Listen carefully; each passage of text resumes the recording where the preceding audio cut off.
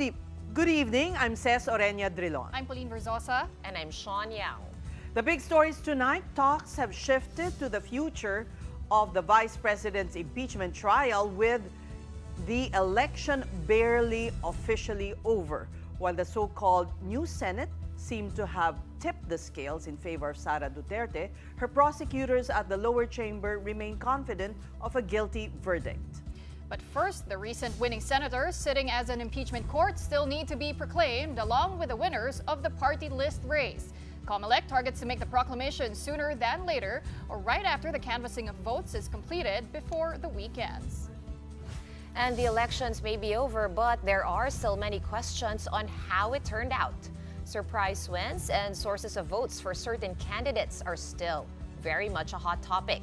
Weighing in is TV5 Chief Election Analyst Edson Guido, who further breaks down election results for all of us later on. Obvious yung ebidensya, wala akong nakikitang dahilan para hindi sila pumabor. Speculations are still rife on how the tides have turned for Vice President Sara Duterte. The new Senate could just ensure the VP's political survival. But this early, Malacanang is saying it has not been, nor will it ever, be behind any attempt to impeach Sara. Per latest partial unofficial results, 5 of Duterte's allies are in the Magic 12. They are re-electionists Bongo, Bato de la Rosa, and Amy Marcos, as well as Representatives Rodante Marcoleta and Camille Villar. 2/3 of the Senate, or 16 votes, are needed to convict Duterte on the grounds of her office's misuse of confidential funds. But the palace insists it is leaving the matter to the senator judges and would not have any role in the impeachment. So yan po ay ating tinututulan at pinasisinungalingan po. Wala pong sinasabing anumang pagkumpiyansa na para mapatalsik o matanggal sa pwesto ang Vice Presidente. Malacanang also emphasized that it is happy with the result of the polls, even if only half of Alianza's bets made it to the top 12. But the Marcos administration did blast politicians who allegedly disguised themselves as members of the opposition. Inaasahan din po ng administrasyon ang presensya ng lehitimong oppositionist. Pero lalabanan po ang mga obstructionist na nagtatago sa pangalan ng oppositionist. Mga obstructionist na maaaring pansarili lamang ang kanilang ilalaban. At the House of Representatives, where the impeachment complaint emanated, hope is alive that Vice President Duterte will be convicted for high crimes. The lower chamber's prosecution team is also changing. Marian Enriquez has this report. As expected, not all re-electionists got their wish to stay put. At the House of Representatives, several will not be able to join the upcoming 20th Congress, including 2 designated prosecutors for the impeachment trial of Vice President Sara Duterte. These are General Santos Representative Loreto Atcharon and Ako Bicol Party List Representative Jill Bongalon. Now talks shift to who could possibly replace them in the historic impeachment trial. A few names are floating. Attorney Shawn Yao, now poised to become congressman as first nominee of party list race frontrunner Akbayan, and former Senator Leila de Lima, presumptive representative of Mamamayang Liberal Party List. There's also Mero Kimbo, who won as Marikina's 2nd District Representative. For Joel Chua, who's keeping his seat as Manila 3rd District Representative and designation as House Prosecutor, these personalities could be a formidable addition to their team. Yung personal opinion ko, talagang maganda rin na makasama namin sila dahil unang-una, nakita naman po natin, hindi po ito mga ordinaryong mga kongresista, mga dekampanilyang abogado to. Talaga ng mga may karanasan, may credentials at masasabi natin na talaga namang batak na pagdating sa trial. Aside from her stint at the upper chamber, De Lima was also former Justice Secretary, while Jokno is a human rights lawyer. Kimbo, on the other hand, was part of the prosecution team during the impeachment trial of the late Chief Justice Renato Corona. With or without these 3, though, Congressman Chua is confident of winning the case against the Vice President. kung very overwhelming, very blatant, very obvious yung ebidensya, wala akong nakikitang dahilan para hindi sila pumabor. Otherwise, kailangan ipaliwanag nila sa taong bayan kung bakit hindi magiging ganun ang kanilang boto. Former Senator De Lima is likewise confident of a guilty verdict for Vice President Duterte. De Lima was spokesperson for the group that filed the first impeachment complaint against Sara in December last year. Lalo na yung sa usapin ng confidential and intelligence funds, lalo na also dun sa usapin yung kanyang lantaran na pag-threaten sa buhay ng Pangulo, ng Speaker at ng First Lady. That is totally unbecoming of a very high official as the Vice President. But what if she is tapped as a House prosecutor? I'll be giving it a serious thought and consideration. But I would always be willing, as I said, kung anuman role ang pwede sa akin na sa tingin ko kaya ko at magagampanan ko ng katapatan, ng buong katapatan, I will do it. The Senate is expected to start Duterte's impeachment trial after President Bongbong Marcos's fourth State of the Nation address or when Congress formally resumes session. For News 5, I'm Marian Enriquez. We are One News. And here's an update. Partyless representatives Leila De Lima and Shawn Yao will indeed be House prosecutors in the impeachment trial of Vice President Sara Duterte. De Lima confirmed accepting the invitation of House Speaker Martin Romualdez to stand as one of 11 prosecutors in the trial. De Lima says her decision comes from a place of duty and principle, noting that this is not about personalities or partisan politics. The former senator and Justice Secretary insists it is about honoring the public trust and responsibilities that come with it. Again, De Lima was spokesperson for the group that filed the first impeachment complaint against VP Duterte late last year. It was also during the administration of former President Rodrigo Duterte when she was accused of involvement in the illegal drug trade. Now, after almost 7 years in detention, De Lima was freed after all cases against her were dismissed. Now, as for incoming Akbayan Representative Shawn Yao, he is also in as House prosecutor. His party list confirmed this after, quote, thorough party deliberations. Akbayan also said it is extending its full support to what it called is a historic process of accountability. And to weigh in on this recent development and other political issues out of the recently concluded elections, we have political scientist Antonio Contreras. Professor, good evening and welcome once again to The Big Story. Good evening, and thank you for having me. Well, our first question is the new complexion of the Senate. Do you think, as shared by many, do you share the opinion of many that it's dead in the water because of the new numbers? Well, first of all, we know that impeachment is actually a political process, but it also quasi-judicial. And so if the evidence are overwhelming, the Senate will be hard put to explain their vote, why they are not going to consider the evidence. If it is just a game of numbers, they have to be aware and they have to take the risk that the people will be judging them in a sense that they're not doing the country a favor by just voting because of partisan considerations.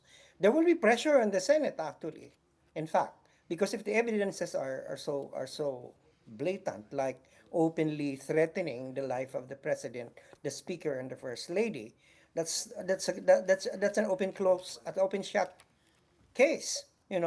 That is an impeachable offense. So if you're going to say no, it's okay for a government official to do that, then there is the issue of what is ethical and what is moral, and not just what is illegal. So there will really be I would say people will be looking at them. They're going to expect from them. So there will be pressure. And the public, of course, while they may have the political numbers, they are also answerable to the public.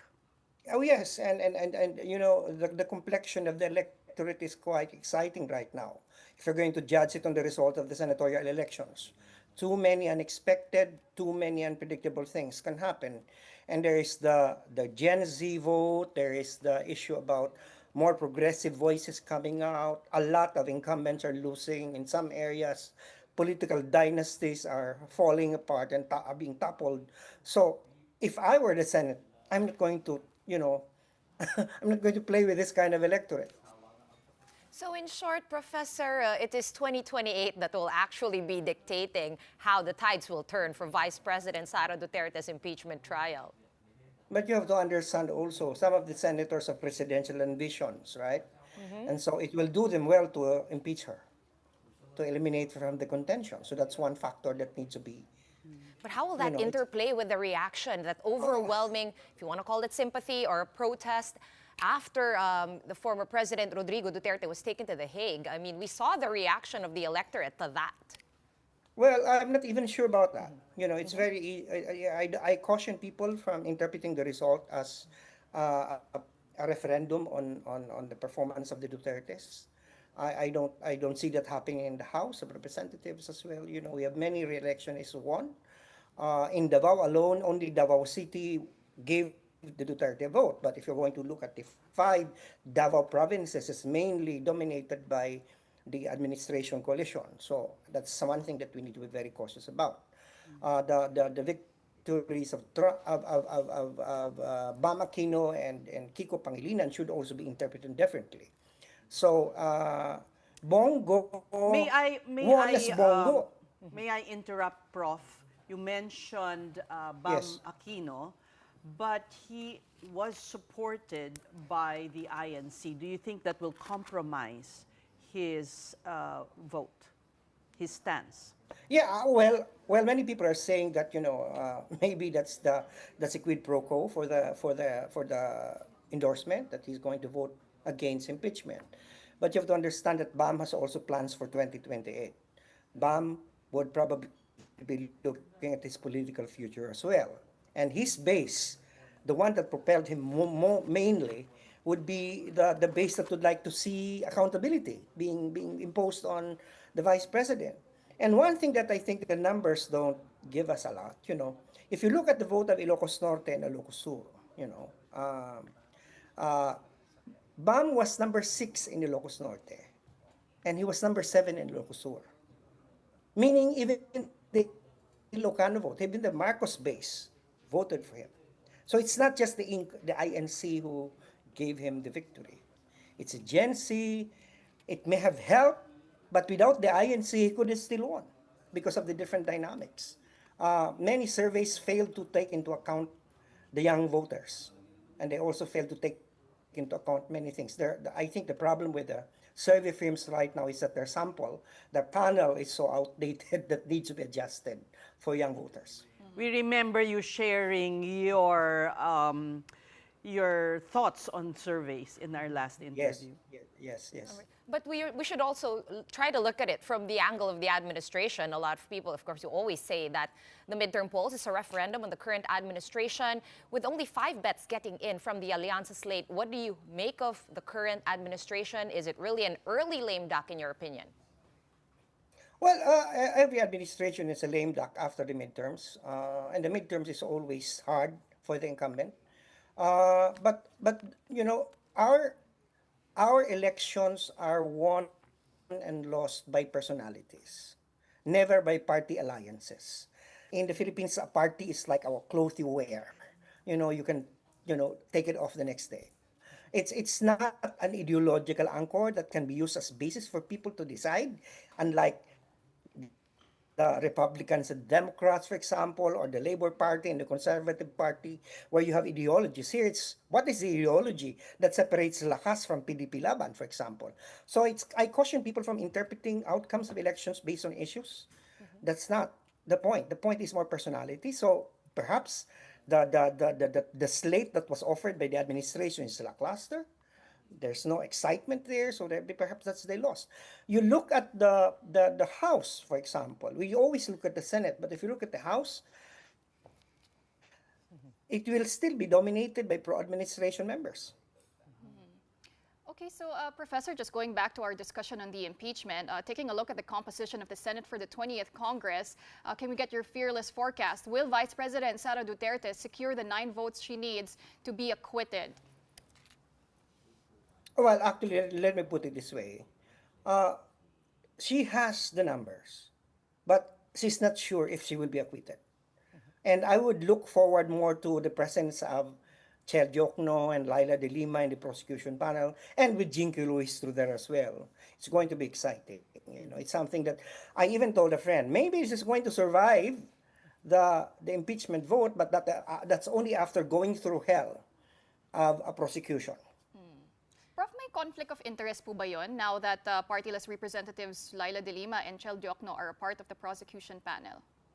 I don't think that would be a valid point to raise in an impeachment, because it's basically the prosecutors and the judges are basically electors.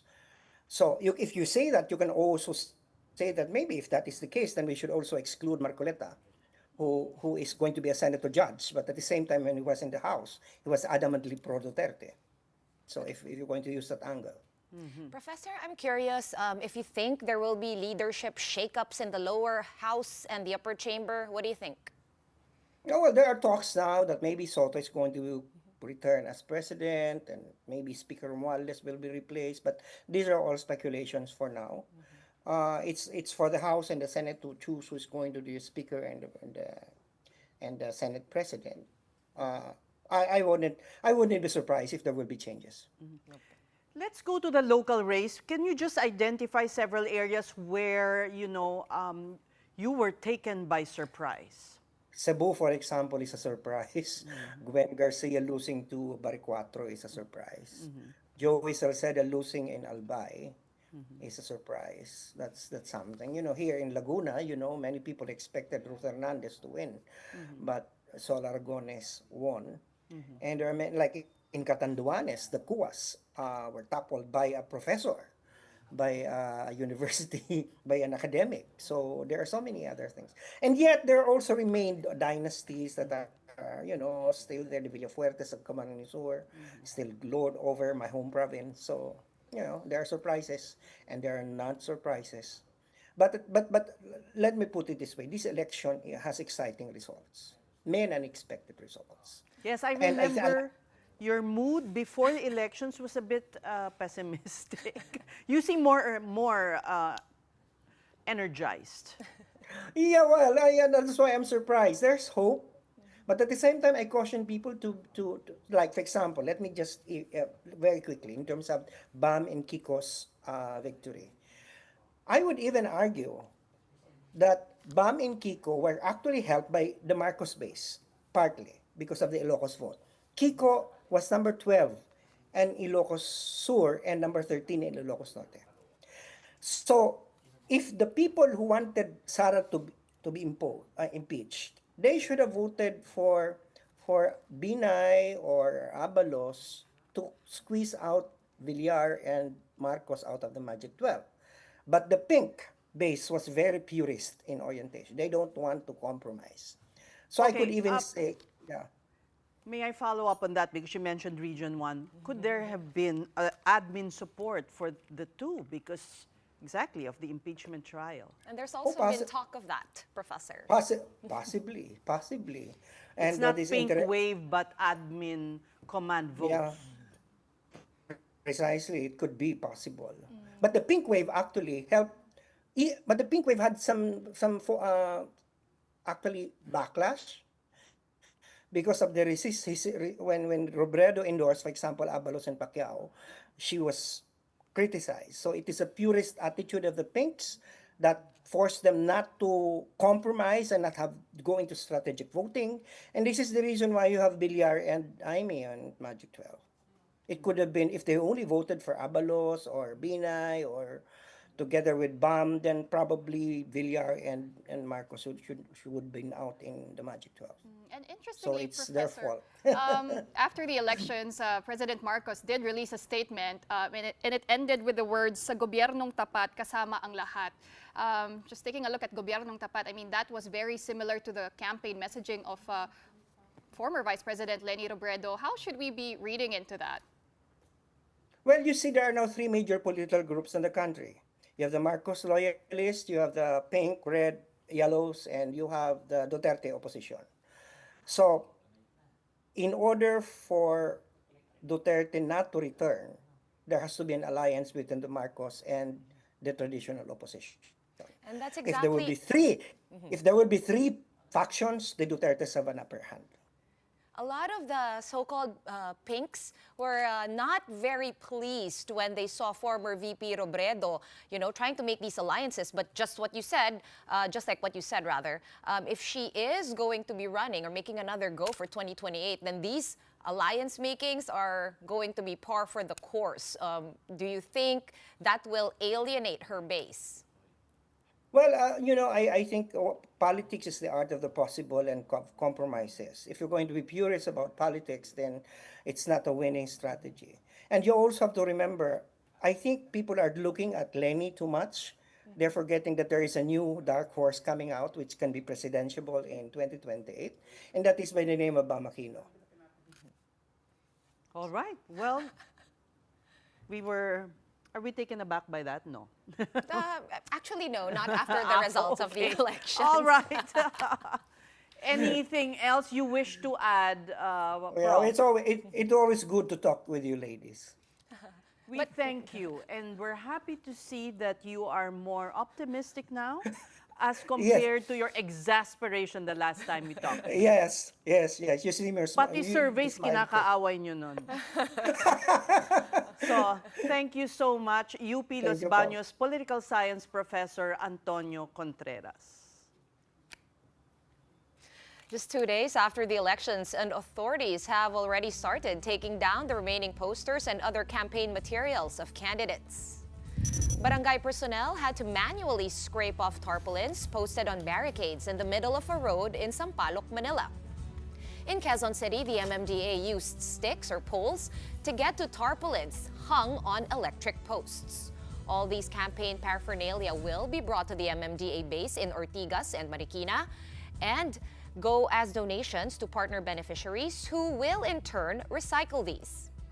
Meanwhile, some politicians took the initiative to remove their own posters themselves, such as Rodriguez Rizal Vice Mayor Edgar Singson, Baguio City Mayor Benjamin Magalong, and Parañaque Mayor-elect Edwin Olivares and Congressman-elect Eric Olivares.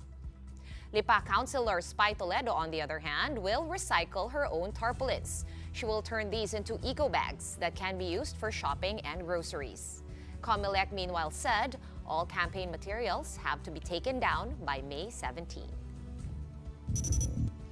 We're going to take a quick break, but coming up next, can the millions of votes that suddenly went missing from certain candidates be explained by any mathematical formula? We'll be asking that from our election data whiz, Edson Guido, when the big story returns. Keep it here on One News.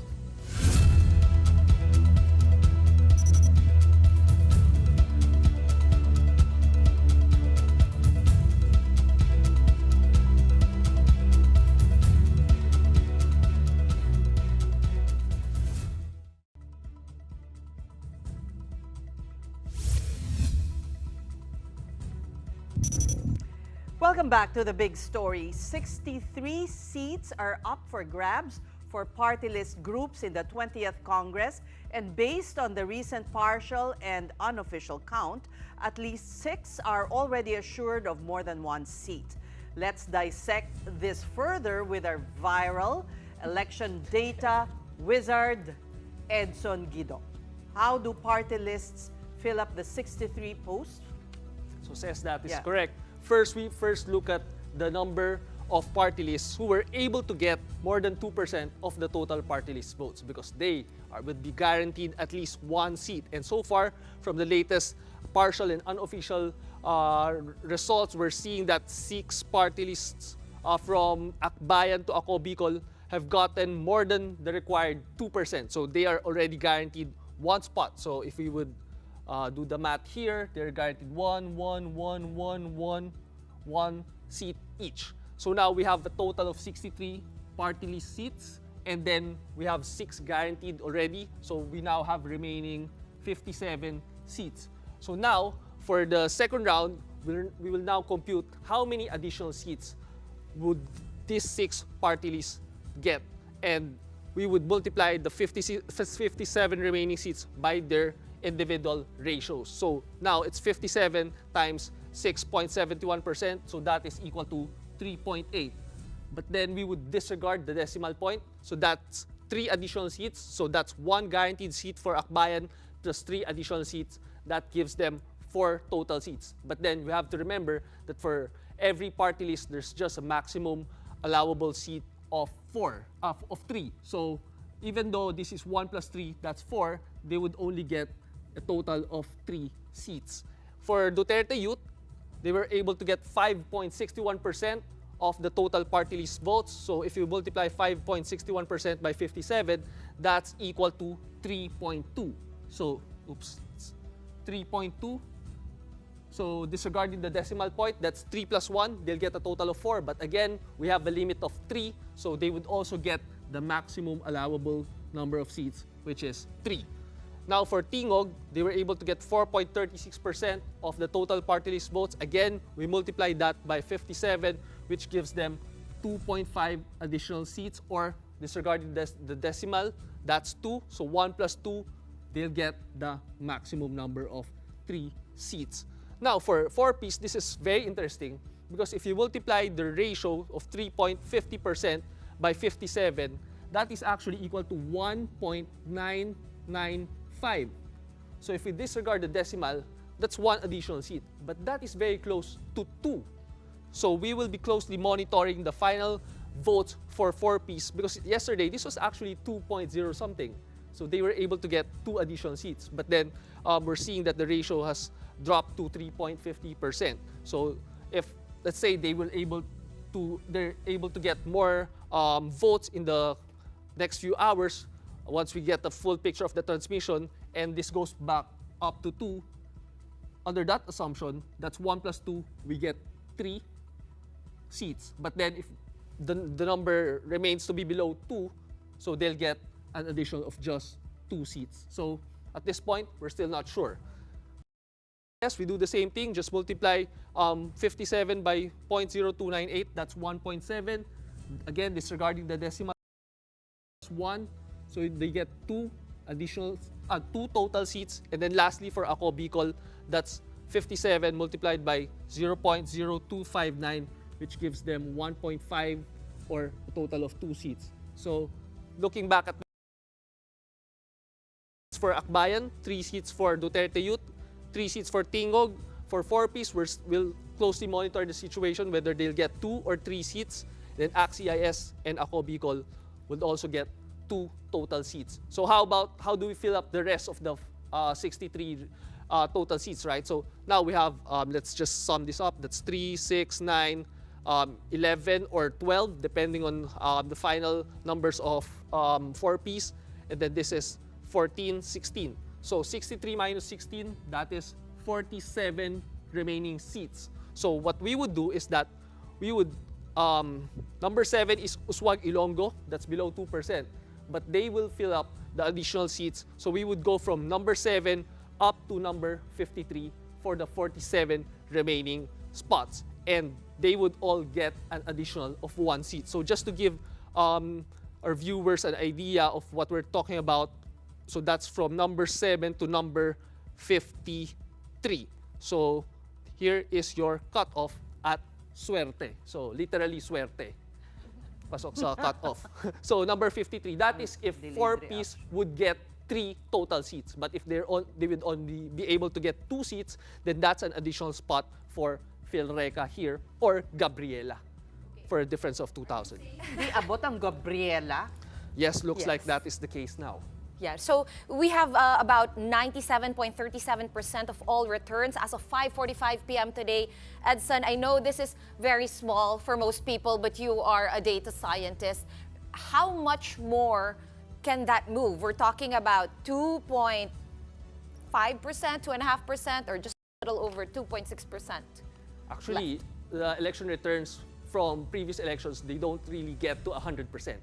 That is just at around 98%. So we're just talking about a few thousands of votes at this point. So we're actually, if you would look at the incremental number of votes that are trickling in, it's just very small at this point. Almost negligible. Yes, almost negligible. Yes. To affect. Yes. So just to give our viewers an idea, here's the final. So let's, for instance, if we would look at, say, the votes of. Thank you for this very clear presentation. Of Bam Aquino in 2019, the election returns, the percentage of ERs was at 98.42. So we're now at 97.37. For 2022, so let's have another example here. So here, like for Bato, 2022, here.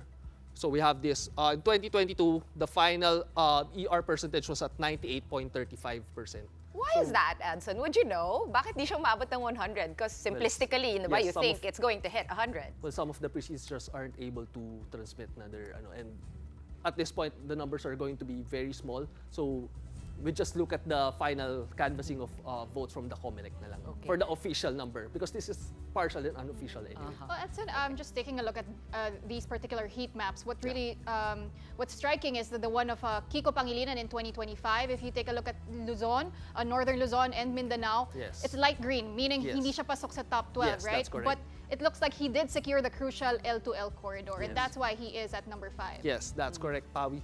And also, if you would look at this part here, I think it's also, this part.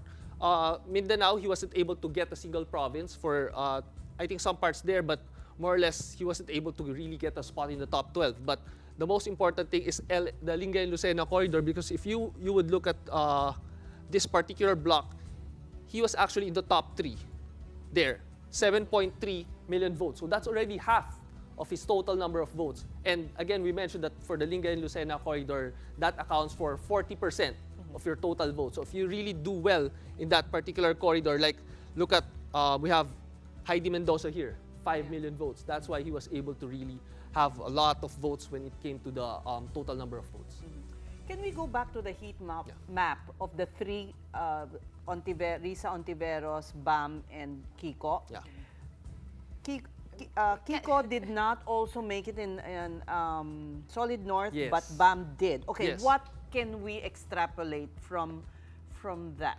Actually, that is very surprising, because even Risa wasn't able to get those votes in 2022 when she ran for senator.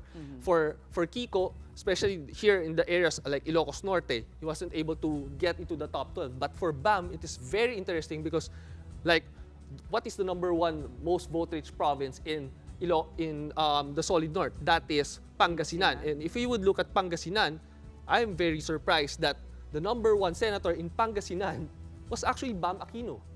So that's very interesting. And if you would look at the whole region here,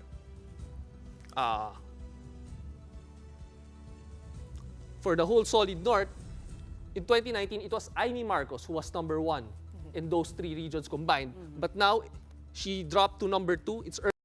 But look at Bam Aquino. He was at 1.9 million votes, close to 2 million votes from the Solid North. So I think we're seeing a change in the dynamics, because who would have imagined that this is a bailiwick of President Marcos and an Aquino is doing well over there? Would you attribute it to the pink wave or some alliances that Bam Aquino made? Definitely some alliances that Bam Aquino was able to strategically make, because we saw that if we would just talk about the pink wave, we didn't see that for Kiko Pangilinan. We also didn't see that for Risa Ontiveros in 2022. But Bam, it was only in Abra where he wasn't able to make it to the top 12. But the rest, he was able to be in the top 12 for most of the provinces up there in the Solid North. How about his relatively okay showing in Mindanao? Yes, that is also very helpful, because for Mindanao, we know that, okay, let's just use the heat map here so that I can visualize it better. Professor Contreras sinasabi ng presidentiable. So for Mindanao, the top 12 here are allies of former President Duterte. It was a clean sweep, 12-0, from Bongo down to Doc Marites Mata. But look at Bam Aquino, that's #14. So you'd say, #14, medyo mahina. But that is still 2.4 million votes. And not only in Mindanao, let's also talk about another emerging Duterte country, which is, for me, Cebu. Cebu, it's Baricuatro who won as governor with that massive upset over Gwen Garcia. But look at the senators for Cebu. It was PDP laban for the top 5. And then Bam Aquino at number 6. And it's all PDP laban after that. And Kiko is at number 13. But look at Bam. So he's making it in Duterte country and Marcos country. Yes, agree. In both those countries and the very crucial Lingal-Lusena corridor, where he was already able to get 10 million votes.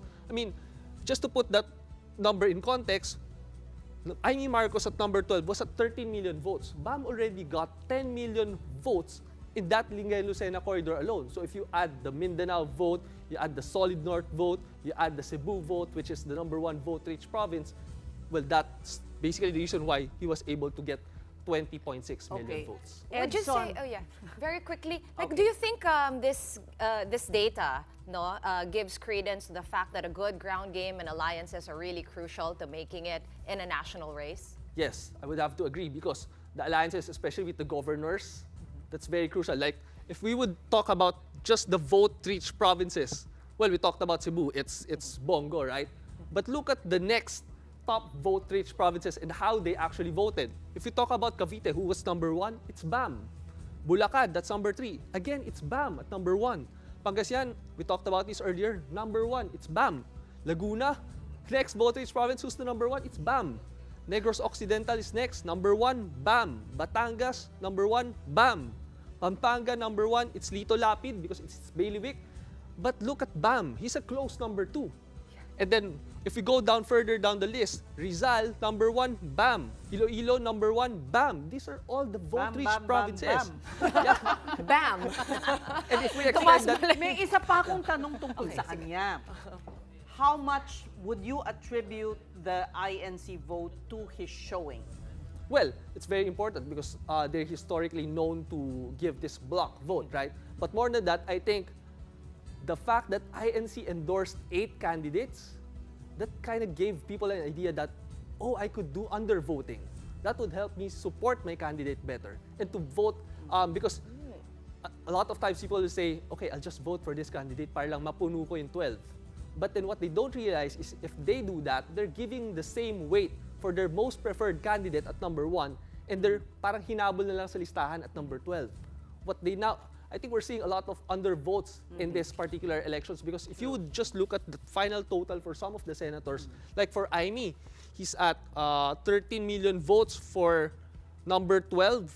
Usually, to get to number 12, you need at least 14 to 15 million the past few election cycles. So we're actually seeing, I think, a lot of undervotes, which help also some of the candidates further solidify their rank. It also ties in with what the survey firms are saying, yung low fill-up rate, 5 to 7 lang. Yes. But isang pahabol pa ulit. Are you, because malayo si Kiko kay BAM, yes, are you saying he went on alliances on his own and left, his party mate behind? What will account for this incredibly strong showing in all the in the vote-rich provinces? Well, we saw that already up in the north and in some provinces also in Zamboanga, Mindanao. I think it's also possible that we should remember that Kiko Pangilinan ran for vice president in 2022, and of course it was a very highly contested and election, no? So medyo siguro may mga iba pang alliances na hindi pa move on. Unlike BAM was considered relatively a fresher. Well, he was the campaign manager. Yeah, pero mas behind the scenes. But this time around, they're actually not in the same party. BAM ran as an independent, and I think Kiko stuck it out with the LP. So I don't know if that has a factor. Yeah, it's possible because let's not forget his dad is Paul Aquino. Also that. And so many factors. And we know that Alianza had initially had 12 candidates, and then Camille and Aimee left them. So there's 2 remaining. Exactly. That's an open spot for BAM to enter that. You know, we have the sample ballots going around from governors. And in the same, I can also say the same about Duterte. 10, di ba? So talagang may empty slots so that BAM could have also possibly entered. Wow, all right. Thank you so much, Edson, for making Can we have it every night?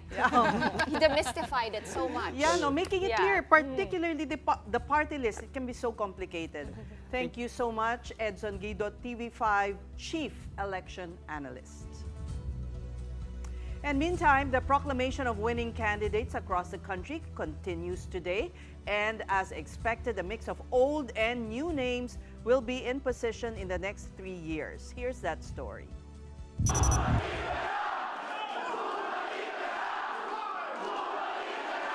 He is back. Isko Moreno has officially been proclaimed as mayor-elect of Manila. He beat two strong contenders, incumbent mayor and former ally Hani Lacuna and businessman/Tutok to win party list representative Sam Verzosa. And after all the heated moments on the campaign trail, Yorme is calling for unity and forgiveness. Isko says he and his team are now focused on delivering their promise of making Manila great again. Let's start healing each other. Kaya nananawagan ako sa inyong lahat, paupain nyo na ang damdamin ninyo. Huwag tayong mag-away-away. Let's move on with our lives.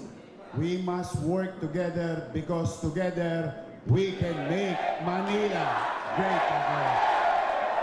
This marks Moreno's big political comeback after losing in the 2022 presidential race.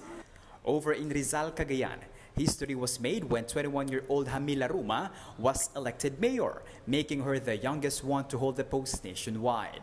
During her proclamation, she held up a photo of her late father, Joel Ruma, who was killed during a campaign rally on April 23. One of her promises, to continue the projects her father started. In Batangas, Leandro Legarda Leviste won by a landslide as first district representative.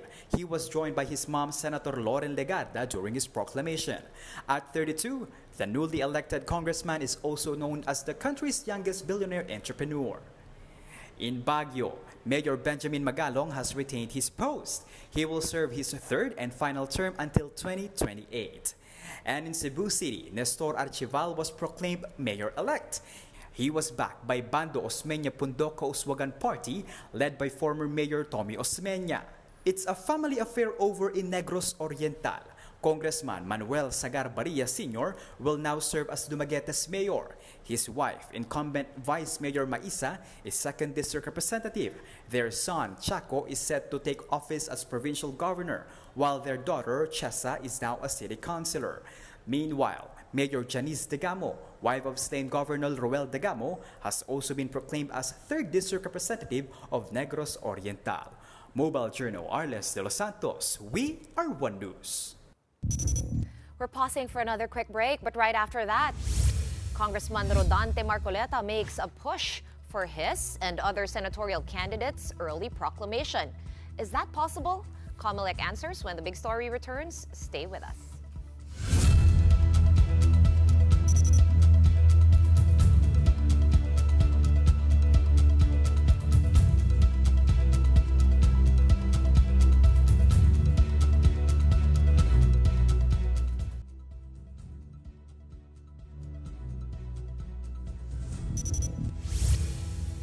The big story is back with Comelec looking to proclaim winning senators and party list groups on Saturday, May 17th.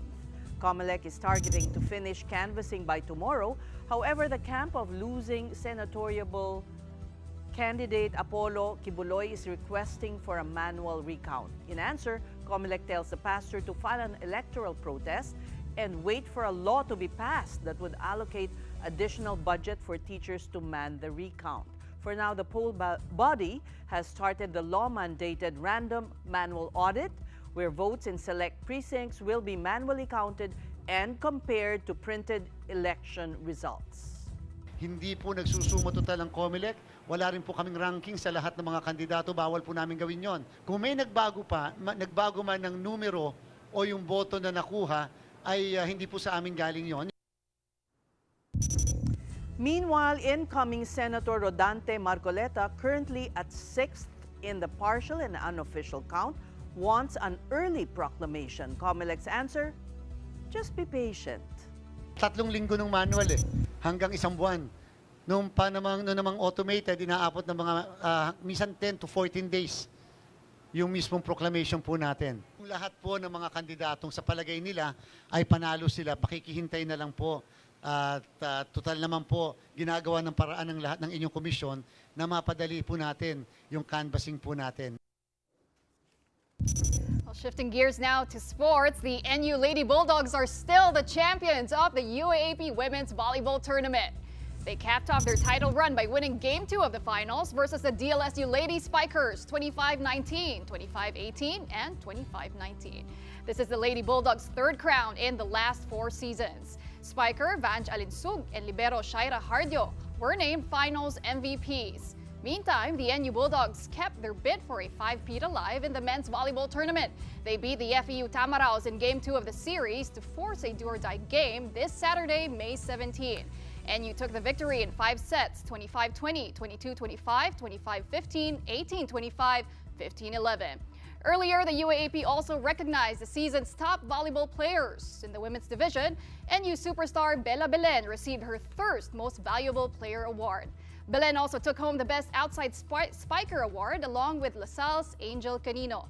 Meanwhile, Adamson's Shaina Nitura is Rookie of the Year, and the rest of the winners also include LaSalle's Amy Provido and UP's Nina Itang as the Best Middle Blockers, and another Lady Spiker, Shivana Laput, as Best Opposite Spiker. Meanwhile, Lams Lamina of the Lady Bulldogs also got awarded Best Setter, and LaSalle's Laika De Leon is Best Libero. In the men's division, Ateneo's Kennedy Batas wins his first MVP award. Batas is also one of the best outside spikers alongside USC's JJ Macam, who also took home the Rookie of the Year award. Best Middle Blocker awards went to USC's Popoy Colinares and Adamson's Leo Cogimbal.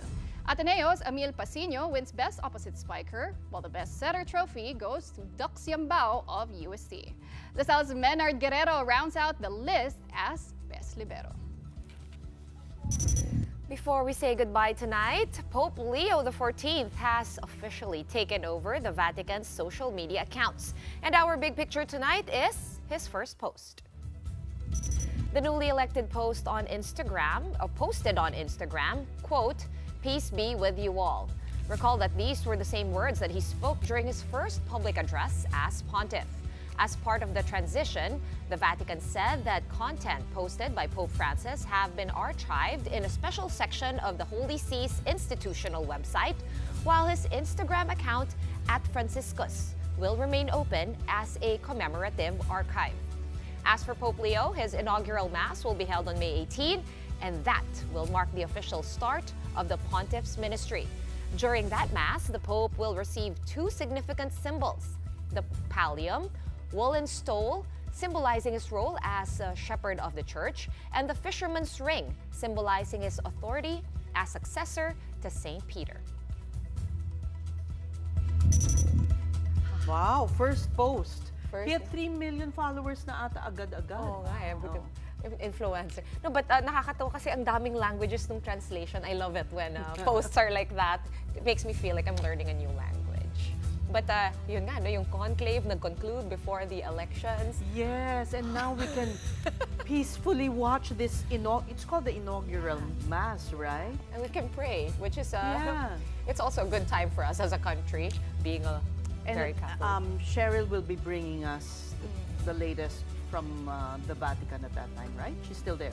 I think she is still there. Yeah. I wonder if he's going to do the Mass in English. Maybe not, but maybe a few words, like he did in his first Mass with some of the cardinals, right? He spoke in English. I hope so, but maybe then if he speaks in English, then someone else will get this enfranchised no matter what. But we, for sure, will have it dubbed. Yeah. Yung nakasanayan natin yung dubbed. All right, that's it for the big story on this midweek Wednesday night. We are One News, all sides, all the time. Thank you for watching. Have a good night.